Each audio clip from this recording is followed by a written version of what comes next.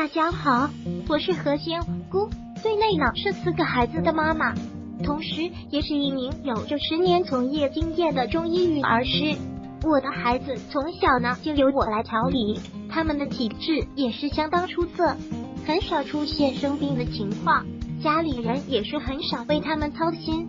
蒸洋葱水，1颗洋葱去外皮后，切丝放入碗中，放入电锅，外锅放2杯水2米杯。牢记，切好的洋葱不要加水末。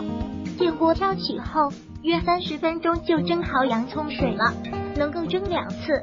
蒸好的洋葱水一次约50立方厘米，蒸好后的洋葱水有微微的甜味，孩子们说好喝，喝了2次。每次家长们来向我求助的时候，我都很乐意把我用过最好的食疗方告诉大家，也因为这样成了小区里的明星妈妈，家里稳定的客人从不间断。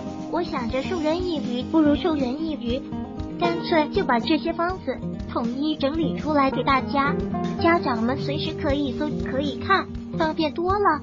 希望这些食疗方子可以帮助更多宝宝。如果喜欢本视频，请分享并订阅本频道，访问 TT News XYZ 获取更多相关资讯。